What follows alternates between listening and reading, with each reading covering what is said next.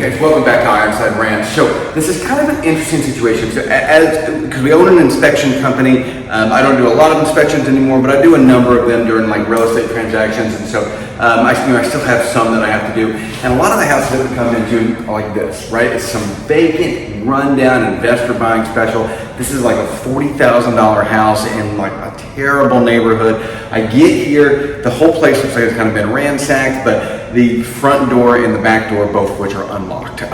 It's typical. I've got lockbox code and keys and everything for it, but both doors are unlocked, okay? So as soon as I pull up, I see a blind move, okay? So I notice this blind move, and then I notice both doors are unlocked. So how do I navigate this safely? So this is not escalated to the point to where I can then just draw my weapon and go through the house and clear it, right? Because there's neighbors around, people are going to see what I'm doing in here, and that might cause could the police get called?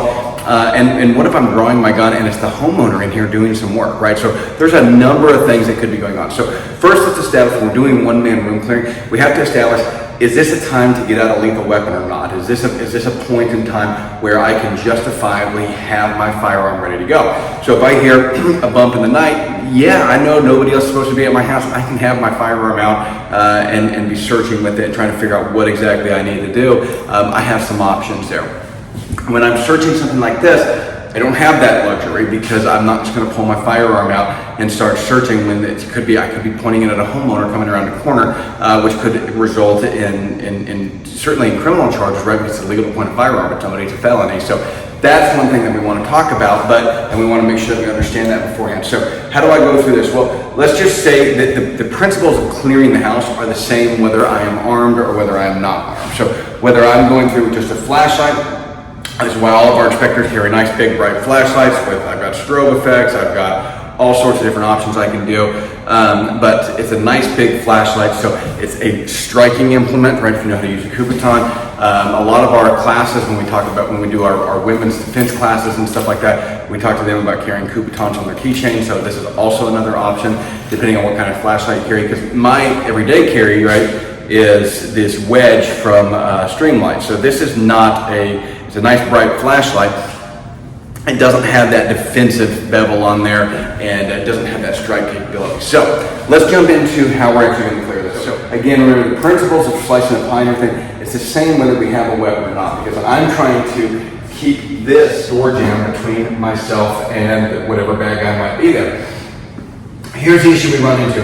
When we do one-man room clearing, we have to realize 100% security is absolutely impossible. You simply can't do it, okay? But what I can do is I can certainly increase my odds. Now, there's techniques that you can do. You can get down on the ground, you can get on your knees and kind of go around. The reality of it is that if you're that certain there's somebody there, I mean, at this point in time, we need to be calling the cops. So people generally don't get down on their knees, so I don't teach that technique. But certainly, crouching a little bit is an option as we slice the pie and kind of move around, because we're lowering that center of mass from where any bad guy that's standing there would expect it. So the issue that we run into is we have like here. So there's a bedroom here on this side, and on this side, we have a hallway, there's two more bedrooms, and there's a bathroom down there. So I haven't cleared that side yet, right? I come in the front door, which is right behind the camera. Okay, now I can see this room as I come in, and I can see over here into this room, which is a dining room, and I can kind of see into the kitchen area, so I can about halfway clear the kitchen area just from standing right here. So this area, I'm reasonably safe. My question is what's back here,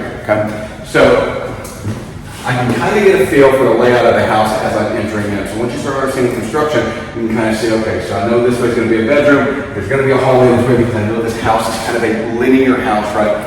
So because we do this for a living, we kind of get to see what the construction's like when we start to learn this. That's important if you're going to be doing a lot of clearing houses and stuff like that. It's important to understand what construction layout is. This is why soldiers, firemen, even everybody studies this stuff. Firemen aren't clearing houses, but they're kind of doing the same principles because they're looking for people in there, right? Making sure nobody's passed out. So they do clear the house using similar principles. But understanding the construction, understanding the layout, understanding where the hiding points are inside the home, and where bad guys tend to hide. Now, realize this person would have to expect me coming in order for this to really play out to his advantage. But what I want to do is first, it is very simple for me to stand here and check that way, right? I can see, okay, there is nobody standing right here on the other side of this, right on the other side of this door jam. So I can easily step here, look, okay, he's not there. Okay, now at this point in time, I'm going to slice the pie of this bedroom. And like I said, we can get down, we can kind of crouch.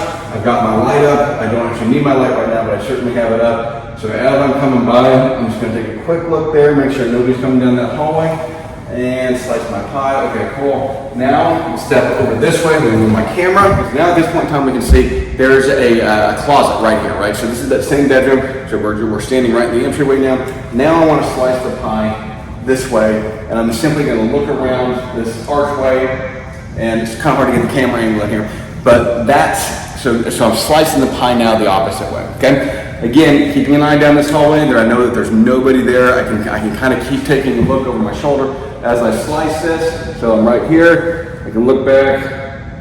I guess I would actually be looking this way, but, so I can slice kind of both pies simultaneously. Again, can't have 100% security when you're by yourself. So let's talk about some different scenarios that you're going to run into. So let's say we run into this same hallway now, and this door is closed. I'm looking this way down the hallway. I can see there are 2 more bedrooms down there, and I can see a bathroom, right? Because I can see the tile where the tile meets the hardwood floor. So I can presume that this is a bathroom down there. It's not a guarantee, but certainly looks like a bathroom, and we'll make that assumption that based on the layout, it's a bathroom. Okay. I can also see here we've got a laundry area. Now this laundry area in particular does not have a door on it.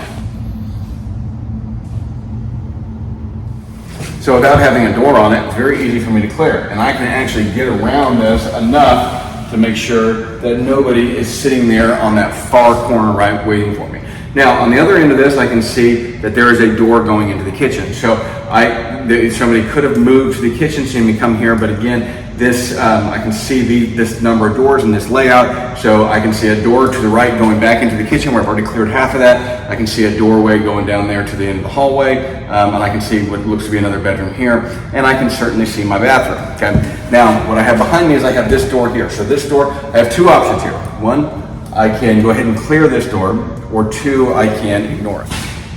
If I elect to ignore it, I need to realize that there's a downside to that. One is I'm setting myself up to be attacked potentially from behind, so I've opened my back up. So ideally, what I would do is I would go ahead and open this up, and I can stand back and I can slice this pie. So what I would actually do is I'd actually stand about where the camera is, I would pop this open, and I would slice that pie. The same way I would if the door was open, I would just reach across and pop the door open.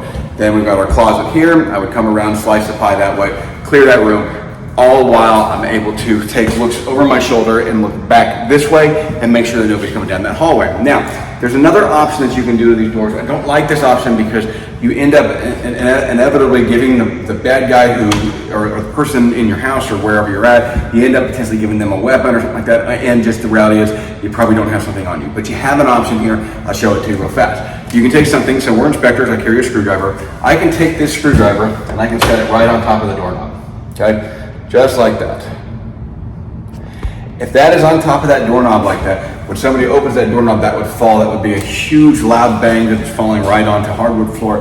That gives me an alert that somebody has opened the door behind me. There's a couple problems with that option and with that model. One is that you potentially give, like I said, you give them a weapon or you give them your car keys or whatever, so you wouldn't necessarily want to do it with those options. But 2 is it won't work very well on carpet. You won't hear whatever's going to fall.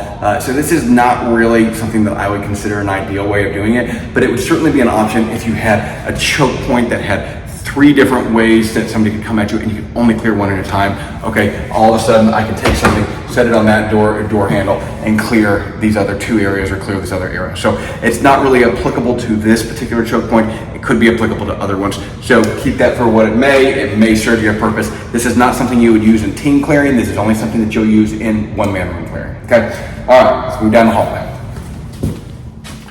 Okay, so again, we're in kind of an area, we have multiple choke points here. All the doors happen to be open, so that, again, the one-man room clearing principles of setting things on the doorknobs is not necessarily an option here. But if you had all 3 closed, you could certainly place something on that one, and then clear this one at the same time. So something like that would be applicable, again, when you have multiple entryways coming at you. It just allows you to, hey, somebody's actually in this house, okay? All the doors are open, so we don't have that issue. And either way, if, let's just say, this door here was closed, in order for me to put something on those two doors down there, I still have to pass this funnel, which I don't really want to do because this is a funnel that can open up and then somebody can have easy access at me. So what would be the preference, again, coming at it like this, would be to step back here. I can open this door up and I can simply slice my pie.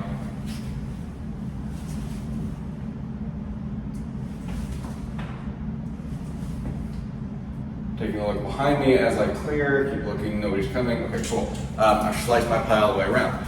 All right, so when you come across the door, ideally you want to approach the door from the side of the handle, right? So that way I can pop it open without having to expose myself to that door. So let's say I'm coming at it from this side. If I'm coming at it from this side, I still don't have a lot of options because it's not like I can come around over here and open that door. That wouldn't make sense. I'm exposing my whole body there. So a better option would be just to go ahead and open this. I'm clearing from a different way, right? Clearing myself all the way around, and I can slice that pie, keeping myself protected from this. Now, if I have a firearm on me, my stance is a little bit different. I'm opening it like this, clearing, slicing my pie, okay? So the principles of slicing that pie stay the exact same. Just the fundamentals with a weapon change a little bit. Those are the easy doors. The hard doors are sliding doors.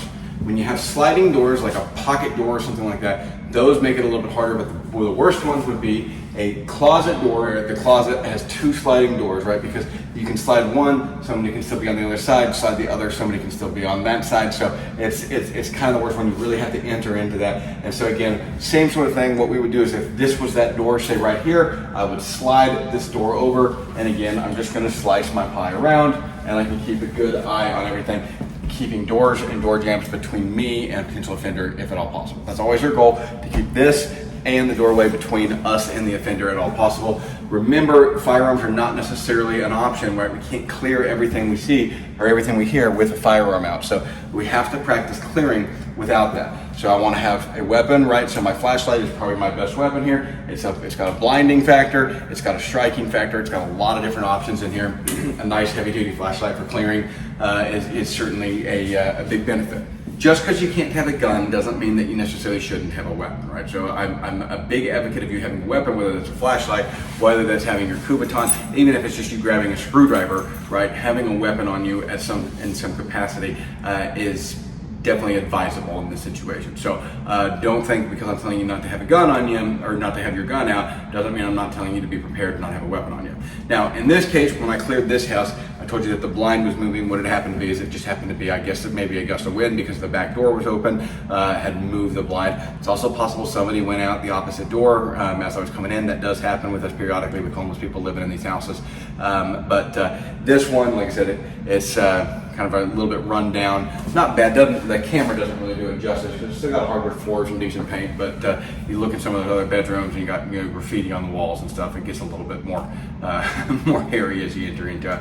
So guys, I really appreciate y'all watching. Hopefully this helps give you kind of some idea of one-man room clearing. The big thing is remembering to slice pies and set yourself up on avenues of approach that would be less likely to be attacked, right? I've got some response time if I'm clearing a bedroom over here and I've got the hallway to my back. I can give myself some response time in that hallway while I clear that bedroom. So there's no perfect way to do this. There are a lot of right ways, there are a lot of wrong ways to do it. So take that for what it's worth. But get out there, get some training, figure out who can actually show you how to do this correctly. We'll see y'all downrange.